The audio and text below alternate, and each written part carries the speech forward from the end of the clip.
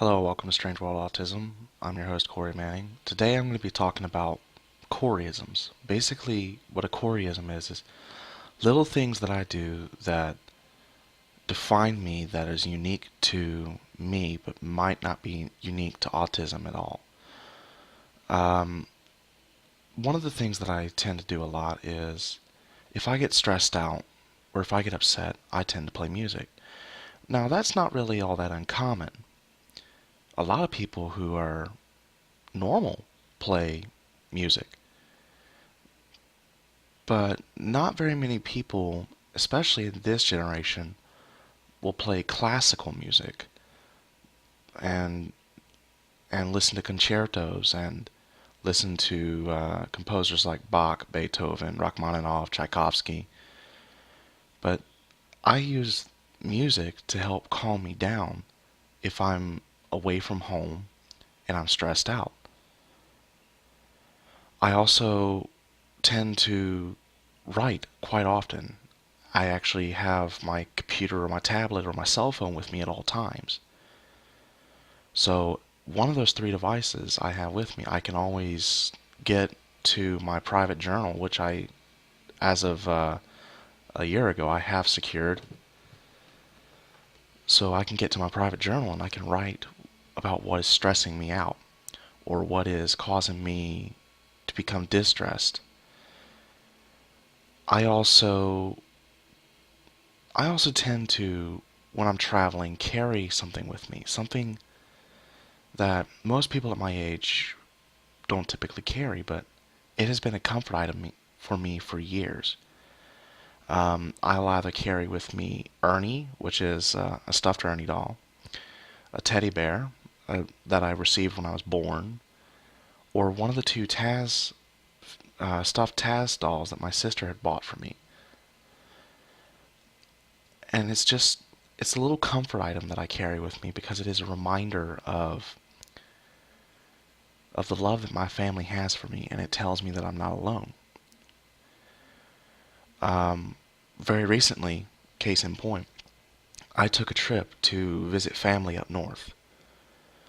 This would be my first time flying unaccompanied without the flight attendant sitting with me, and I was actually going to be sitting in a seat that I could look out the window. Now, I've flown before as a kid, but I had other things on my mind as a kid other than how high up we were or the fact that I'm sitting in a aircraft that was built as cheaply as possible while still trying to make safety regulations. So it was a little disconcerting for me to get on an airplane for the first time to fly up north. But I coped with it by having Taz with me. When we were taking off, I had Taz in my hands, and the guy that was sitting next to me on my flight up was kind enough to keep me distracted through most of the flight. He and I would sit there and we would talk about games, movies, different bits of tech. And that was something very cool for me, that I had somebody to talk to on the plane. And anytime I got a little stressed out or a little worried, I had Taz. All throughout my trip up north, I had Taz either in my backpack or in my hands. And he went with me to New York. I actually have plenty of pictures of me in New York in front the of the Empire State Building holding Taz up just so that I could show my family that, hey, I made it safe and I am happy. And on my flight back, I had Taz with me still to keep me company and keep me comfortable. Another thing that I do that's probably not very unique, but I think it is. Showers. Now, I know everybody showers, but with me, I'll go into the shower and I'll turn on music. Again, that's something everybody does. But while I'm in the shower, as I'm scrubbing my head or washing my body, I am imagining that I'm imagining what is causing me stress that day. And as I am showering, I'm imagining that my stresses are washing down the drain with the soap and the water. So as I'm showering, I'm cleaning not only my body, but my mind. And that's just kind of how I view it. A shower is my own personal private time where I can get rid of what is stressing me. And another thing that I do that's not unique, but it is strange, is I'm a comfort eater. But unfortunately, some of what you guys consider comfort food might be different than mine. I love hot sauce and eggs. And about maybe once a month, I'll get stressed out enough that I'll just make up a bowl of eggs. I'll take 3 or 4 eggs, I'll crack them, throw them in the pan, scramble them up, and I'll grab some hot sauce. And I'll just make hot sauce and eggs. It's not anything different than anybody else. In fact, Hispanics use it in a lot of their food, eggs and hot sauce. If you do not believe me, go to any Mexican restaurant and ask for the huevos rancheros. It is eggs, hot sauce, peppers, and guacamole. And it is just something that I think that is comfort food. It I don't know when I started doing it. I started doing it I think a few years ago. I can't recall when. It's just one day I seemed to be doing it and it just kind of stuck. It it's not really strange to me though. Growing up in the manner that I did, these are different things that I do that keep me comfortable. Now, on to the last Corey-ism, at least the last one for this part. When I get stressed and my world changes, I feel like I'm losing control. And I don't have a lot of things I can control, really. I do live at home with my family, and my family is kind enough to support me, and I love them, and they love me. But I don't have much that I can say that I legitimately control.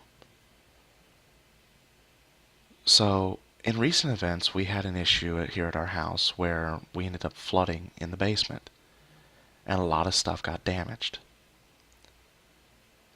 I'm not going to go into the major details, but my family is okay. We have wonderful neighbors who came to our rescue when we needed it. But a lot of stuff was destroyed. Some of it was stuff that I've had for years, or that has been in the family for several years. And some of it was irreplaceable because of the memories that were in it. And I was so upset and so distraught that I felt like I had no real control. So in order to regain control, I did the one thing that I knew that I had control over. I changed my room. Now, a lot of people would be thinking, well, that's not really strange. Well, you have to figure, I'm living in a very small room. Well, I say small. It's relatively small room. It's got a large enough bed to fit me, a desk, a bookshelf, a end table, and a small little rack of drawers. And that's perfect for my room. So moving my room around sometimes can be a challenge. But I was stressed to the point where I said, okay, I need to regain control. And this desk that I'm sitting at right now used to be sitting on the wall to my right. And the bookshelf that is now holding my TV And my game system used to be sitting where I am now. Yes, my TV used to sit right here on my desk. But I felt that it was time to regain a little bit of control. And I did. Moving my room around helped me regain what I felt was control over my life again. And I realized as I was doing it that many things will cause me stress in my life. But it's because of these Corey-isms that I'm able to get over a good bit of this stress. And it is also because of my family and my friends. Which brings me to my closing. Yesterday, I launched a YouTube channel where I would be discussing how I view this world around me. Where I would be discussing what it is like to live with autism, what it's like to be in a world where it is viewed one way, but I see it completely differently. And it is because of that, because of my launching this channel, that I am saying this. In the last 24 hours, I have received many reviews from friends and family, and I wanted to thank every single one of you for taking the time out of your day to watch this video and to watch the video yesterday and to give me your opinions. One of you suggested that I actually look at the camera instead of at the recording video. So I thank you for the suggestion. I will try to keep that in mind. And to all my friends who gave me positive feedback and encouraged me to do this, thank you. I wanted to take this time to thank a few specific people. My mom, my dad, my brother Mitchell, my sister Kelsey, my sister's boyfriend Brandon, Brandon's mother, Miss Kim Ransom. I wanted to thank all of you because you guys are supporting me and encouraging me to do something that is unique. And I thank you for being with me. And I thank each and every one of you for joining me on this journey, because this is certainly a change to my daily routine.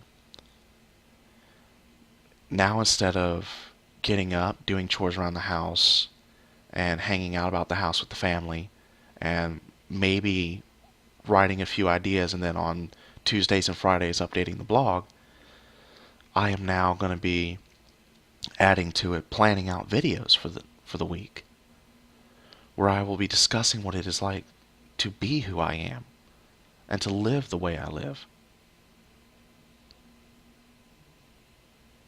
So this is a unique adventure for me, and it is because of these people that I can do this. They are supporting me, they are cheering me on. You are all here with me, and I thank you.